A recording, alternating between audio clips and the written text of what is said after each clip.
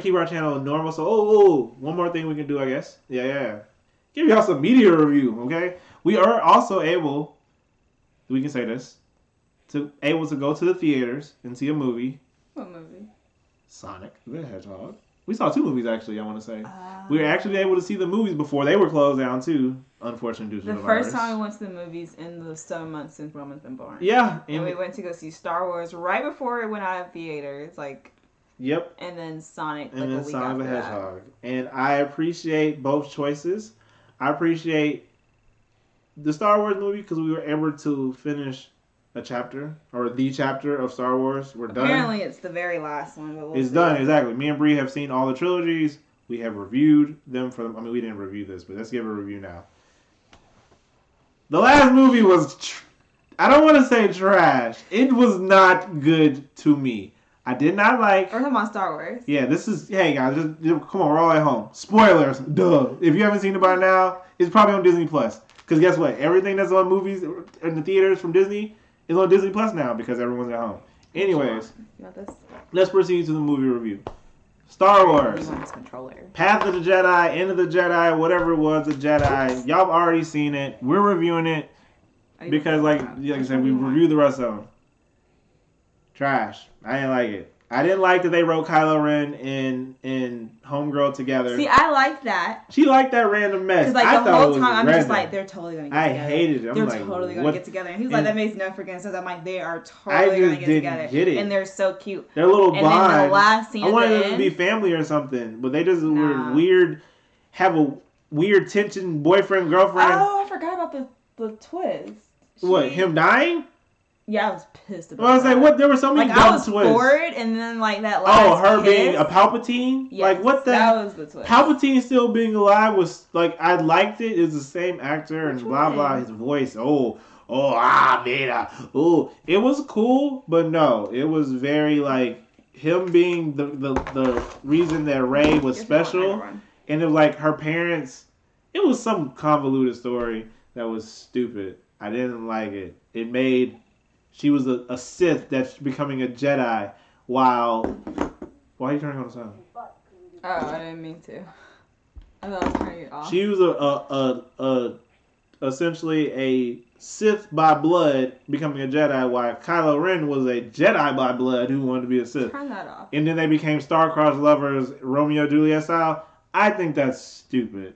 Brie loved it. I thought it was dumb. I didn't love it. I liked it up until he died. And I'm just like, what the crap? You get me excited of them getting together. He died the same way, he gives his life to her, and I'm just like, Life Force, because she died randomly, She died fighting her great-grandfather. Or her grandfather. Palpatine. I think it's her grandfather. Her grandfather. He killed his son looking for her.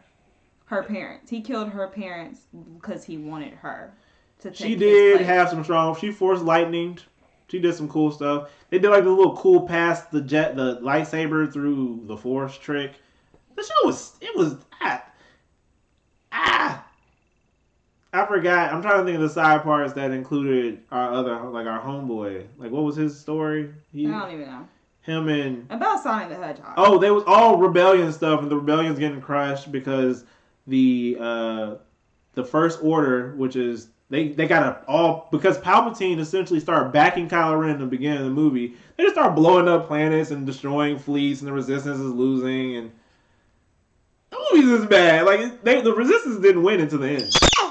And honestly, guess what? See? Star Wars format. Screams. I remember the movie. I'm giving it a thumbs. 2 hours, 30 minutes. Damn. On to Sonic the Hedgehog. Now on to a positive movie review. Now. I'm going to take my fanboy glasses off because I don't know who people know. On top of Kobe, Sonic is my boy. Sonic's been my boy since 1993 or... I like Sonic the game. 94. I like playing the game. Yes. Sonic 2, Sega Genesis, had it, played it, beat it, loved it. Played Sonic 1 with my family. We bonded off of it in the beginning. Sibling. We played Sonic together. We played Sonic together. She played Sonic as a kid. Sonic is not something that a lot of kids played it, but if you know Sonic, you know Sonic. I wasn't that excited to see the movie, but it wasn't bad. See, Brie didn't see the previous... I've seen the cartoon movies. I've seen the TV shows. I haven't. I played like I said, she played the original 16 and 8-bit games. I played the GameCube games, the the Nintendo games, the PlayStation game. I am a Sonic fanboy. I drew him as a kid. I draw him very well now. I'm a Sonic fanboy. I'm gonna take my glasses off, okay? Oh, and there's some other side note. I love Jim Carrey. Was one of my favorite comedians. He was actually hilarious in this movie. Like in the very beginning, from The Mask to now, and seeing them combined together, it was scary at first because Jim Carrey's last couple movies haven't been all that, and he's been kind of like losing his mind publicly, according to the internet. But other than that, I thought like Bree said, my skepticism went away early on into the movie when I saw how he was playing the role. It was great. I don't know. We're gonna say spoilers for this one as well. Spoiler, yes. It's no. Yeah. Yeah, the movie's been out for a month and we're all locked down. If you haven't seen it, you're just not gonna see it. You're not gonna see it until they release it to whatever streaming platform that you have.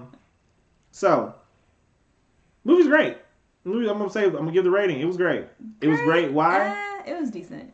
See, maybe I'm saying watchable. It was great because I'm a fanboy. I would rewatch it or rewatch certain scenes. I don't have to rewatch it. I wouldn't rewatch the whole movie. Yes, but would I rewatch certain scenes? Yes, because me and Bree both agreed.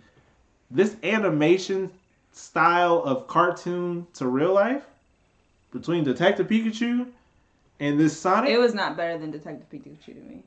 Well, I mean, of course, I wouldn't go. Remember, they had to do a redesign because the original Sonic design was gross, and they had to do it crunch. I'm just saying, from comparing movies, I like Detective Pikachu. I'm only trying to put in perspective.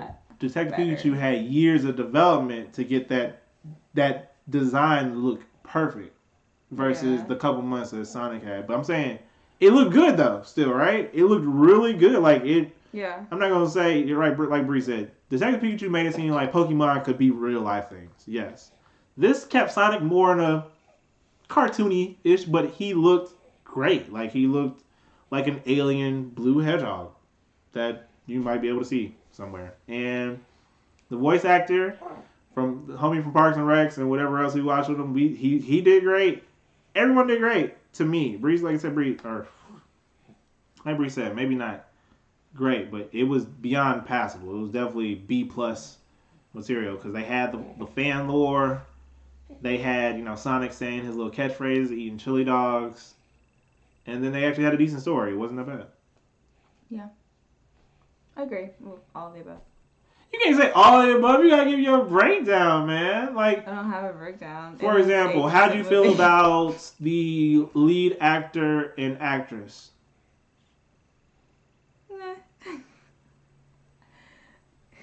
He always plays corny roles to me. I forgot what his name is. The guy that gets dumped in the Notebook. The one that she leaves. He gets dumped in a villain in the movie. He's also a villain in that movie with Mark Wahlberg and... He gets dumped in every movie that he plays. Him. Yeah. Denzel Washington. They were... And then Tamika Sumter. Oh, he hooked up with Paul. Or what's her name? Tika Sumter? Yes, from Mixed-ish. Yeah. I mean... They did good. It was a decent movie. It was an all-around Jim Carrey killed. I think I liked that Jim Carrey wasn't too goofy.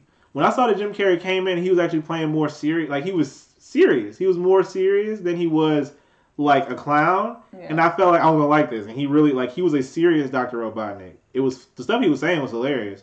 If he had pulled it off goofy, I feel like it wouldn't have been as funny. I think he did what he had to do. And towards the end, he got a little. He lost his hair and the mustache and actually started looking like Robotnik. And was on that mushroom planet, he looked a little crazy. He sounded a little crazy. But honestly, I'm looking forward to the sequel. They showed Tails at the end of the movie. That was lit. It was super lit because the movie wasn't bad. Everyone got super excited. Like Bree said, it had corny parts. Like the whole movie was based on getting Sonic's power, based on his little quills and he's kind of a dork. Sonic was not as cool as he normally is. No, he was not cool. He was a dork. Because he's supposed to be the coolest thing alive, and it kind of made him dorky. And he longed for friends and stuff. But it wasn't bad. Oh, that baseball scene was hilarious. It was hilarious. Loophole, though, this man acted like me and Bree pointed out, we were happy to see Tails, but Tails clearly knew Sonic.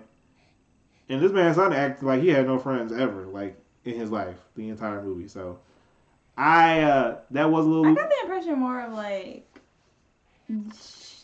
Tales that her there's somebody from else. the owl chick in the beginning. But there was somebody else. Who was that? The owl guardian. I don't think they know each other. I think it was more of. He knows of him. One knows that the other exists, and the other one doesn't know. Possibly. That's what I got from it. All I know is in the lore, Sonic and Tails are best friends forever. Oh my gosh, he saved him when he was a baby. They're best friends forever. His little brother. So they better wrap this up. Anyways, it was. Hey, one good movie, one bad movie. Next. Definitely see it if it comes to a streaming platform near you. Or sorry, in your living room near you. That's how I feel. Let's see. We haven't. Other than that, okay. So that's movie reviews. More quarantine media review for you guys. I don't know if you guys have seen this show called Love is Blind, but oh my gosh. We binged that and like. No, the whole world binged it. We were not the only ones who binged this. I'm saying we binged it. It was a 2020 Netflix phenomenon, which I bet if Netflix had known about this quarantine stuff, they would have definitely released season 2 by now. They should be filming it now and like be ready to like release it. The show was crazy. It was a phenomenon. We're all in the quarantine, so they can't film it. Yeah, I mean, honestly, the way Love is Blind works, they're kind of in quarantine already. Oh, and it was shot 2 years ago in 2018. So technically, they should have one like. They have one in the tuck. Please. They have to have one. They have one. They didn't even release like. They just got it. I feel.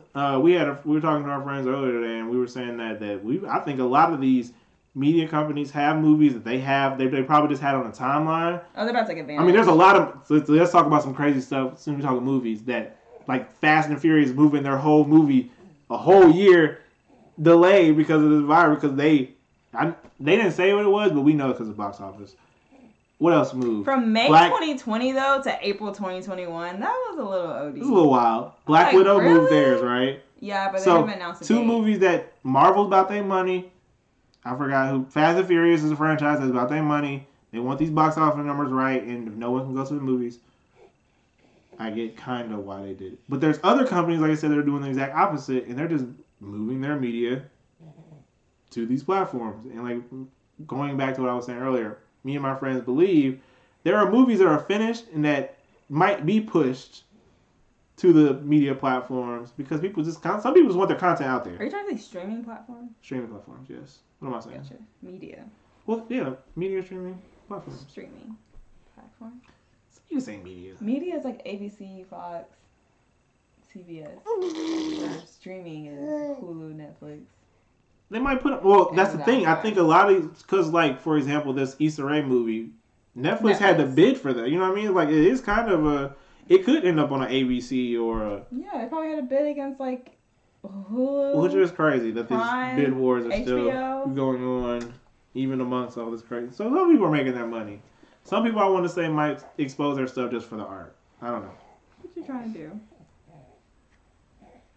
You stinky Roman. Proud Family. Remake. Oh, Louder and Prouder, yeah. Boondocks remake. We've been watching Proud. But John Witherspoon passed away, unfortunately. So how would that work? Was that 2022? Yeah, it was supposed to come out this year. Or he passed this year and it's supposed to come out this year. I think they may have been finished though. I'm not sure. As far as TV media, Love is Blind was great. If you haven't seen it, go watch it. Netflix. There should be more of it. This guy has been obsessed with 90 Day Fiancé. That show's hilarious. I just unfortunately finished, I guess, it. No, I did. I'm a fan of Pal. I didn't watch it with him. I would like watch it in passing, but Pal, I'm a fan of her. Another show that we've been binging is The Good Place, which was boring at first. Like I started watching it by myself, and I was kind of bored with season 1. And then he heard it was really good, so we started over and watched it again. What are you doing? Being weird. So like if you get through like, what are you doing? You good? If you watch like the first 9 episodes of The Good Place, get through that. After that, it is hilarious. I think we're on season 3 now. It's hilarious. Yeah, it's quite funny. So funny. I don't think I've ever been like a fan of Kristen Bell, or like I've never really seen much stuff that she's in. I just always knew she was married to Dax Shepard, but no, she's hilarious. Kristen Bell is hilarious. Hilarious and adorable and hilarious. Yeah. Yep. What else are we binging? Is that it? I almost convinced Bree to start Flavor of Love again. We did watch it. It's on Hulu now, and we watched the first episode, and I'm like, really, like, this just isn't my life anymore. I can't. The unfortunate thing once again with this whole virus thing, like I said, it kind of keeps us home and around family. And we have to find different ways to entertain ourselves. Some people are reading books or being productive. They closed all the gyms, unfortunately, so we gotta work out. We were doing really good at home. out, but yeah, I was going to gym like every 4 times a week. Started biking with Roman, but now we gotta stay inside. But people working out inside, starting things, doing more. This whole hype around TikTok. Right, as I'm saying, they're creating more content. I mean, this is perfect time for content creators like ourselves, for sure. What? But dang. Lost your train of thought? I have been talking for an hour straight and lost my train of thought for the first time. It's okay. Say it's okay. So silly. Music's been dropping though. We listened to Gambino's album. You say more earlier. content creation. I say there are some content creators that are taking advantage of this time for sure, or most of them are. He's listened to the Weeknd album. I'm still trying to get through Weeknd was great. The Gambino album that we just listened to was really good. I'm just like, keep it coming, keep it coming. If Rihanna can drop hers, I'll be totally fine with that. Perfect time. Perfect time. What else?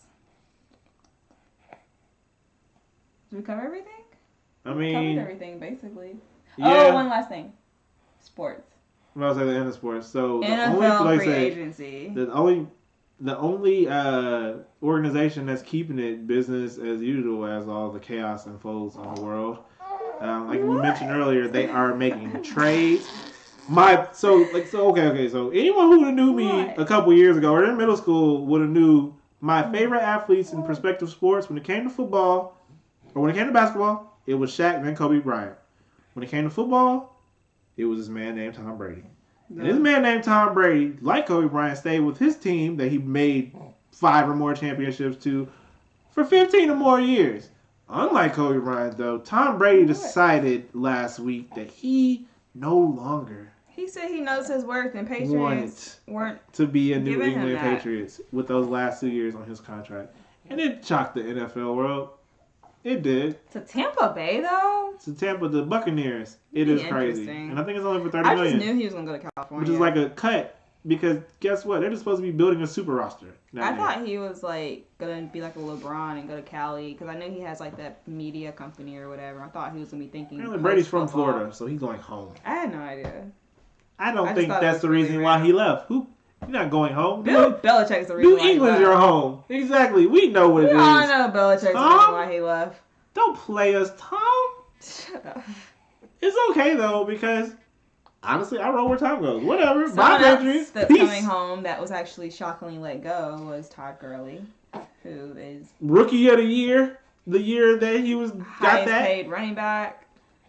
I don't know what LA was thinking, but hey. Pretty much single-handedly took them to the Super Bowl that year. Falcons could use any help they can get. I mean, because Falcons just started cutting their assets left and right. They started with Roddy White. They said, yo, out of here. We got Todd Gurley on our mind. They started, who else did they cut? Devontae Freeman. Yeah. They didn't cut Roddy White. It was Devontae Freeman.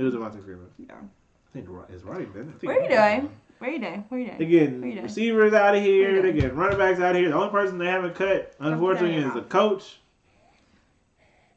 And our man, he was injured towards the end of the season.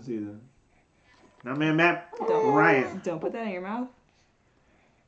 Or, like I said, who recently became our man's. Don't put it in your mouth. After some personal jizz. Anyways. What else has been going on in NFL free agency? A lot. Joe's supposed to be the number 1 draft pick to the Bengals. All these franchise tags. Bengals franchise tag. AJ Green. Dak. They trying to pay Dak. Dallas got franchise tag. Dallas got the contract. The hand wave, and then they hand wave Dak right back. Unfortunately, he's been waiting years. They've been talking about this man's contract for the last year and a half. They offered him something. He said, nah.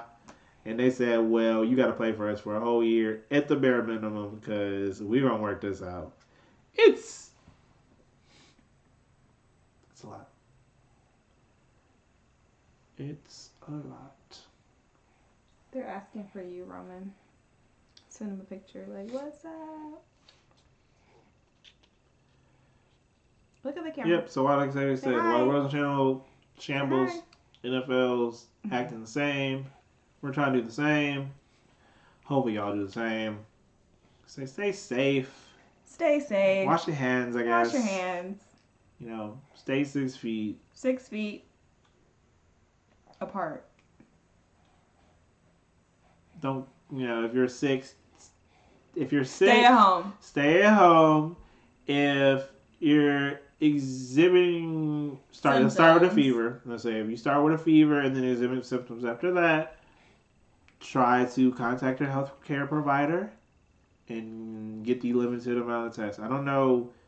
They update things on testing all the time, but I'm sure eventually, hopefully, we can figure that out as far as getting tests to people who need tests.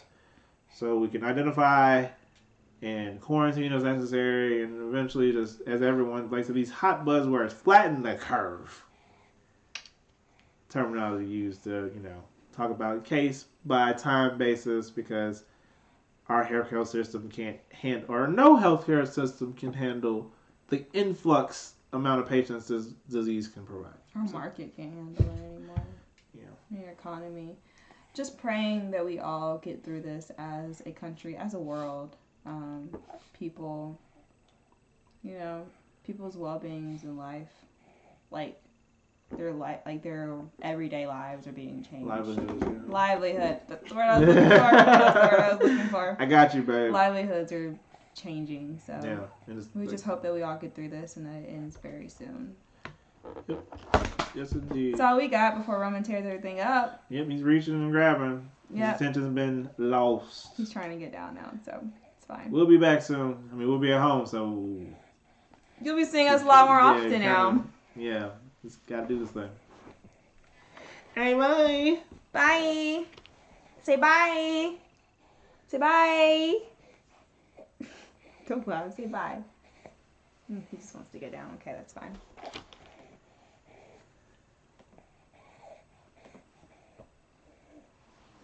Okay, let's go change your diaper because you peed through everything and then you pooped and you're nasty. You're nasty. So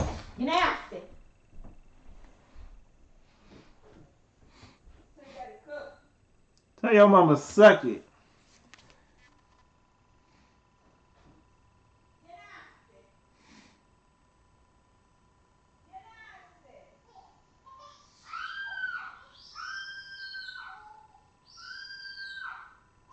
Why is he screeching?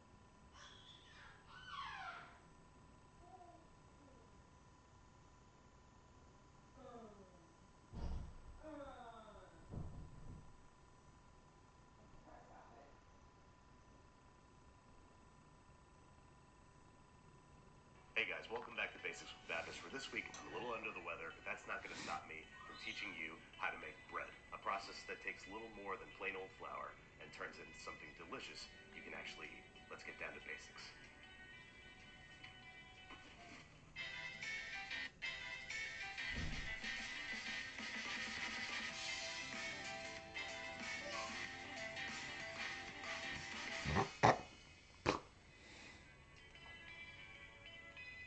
Basics with Babish and the all-new BasicsWithBabish.com are brought to you by Squarespace. Head there now to check out recipes from the show, kitchen equipment lists, my personal blog posts, and now famous, we're going to add 1 gram or a quarter teaspoon of any kind of yeast, instant or active dry. We're going to whisk these together with our cute little whisk, and then we're going to add about 10 grams or 1.5 teaspoons of kosher salt. If you use table salt, keep it at 10 grams, but use more like 3/4 of a teaspoon. Then to this, we're going to add 1 1/3 cups of room temperature water. And here's where the easy part starts. We're going to gently mix the whole affair together until a rough ball of dough forms. No kneading, as they say. Cover with plastic wrap and let sit at room temperature for 12 to 24 hours, or until it looks like this. Lacy, filled with big, beautiful bubbles, and reeking of fermentation. And we're going to turn this out onto a very heavily floured work surface. Now in this step, we're just trying to punch it down and shape it. We're not trying to work any of the flour into the dough, so make sure that you're not kneading it. We're just grabbing the corners and pulling them in towards the center until we have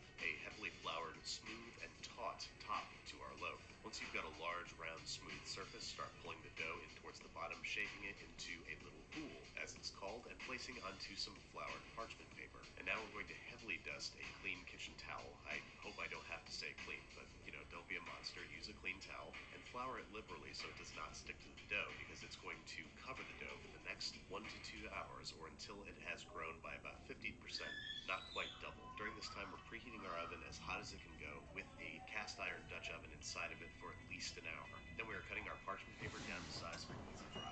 Scoring the top of the loaf with whatever pattern you like using a bread knife or a razor blade, and dropping the loaf directly into our preheated cast iron. Then, right before we cover it and place it in the oven, we're going to spray it down liberally with plain old water. This is going to help the oven spring, as it's called, or the rising that the bread does in the oven. With a little grimace at how hot our oven is, we're going to bake this guy for about 30 minutes, removing the lid and giving it one last spritz of water about halfway through the baking process, at the end of which we are going to be rewarded with a sight that looks a little bit like this.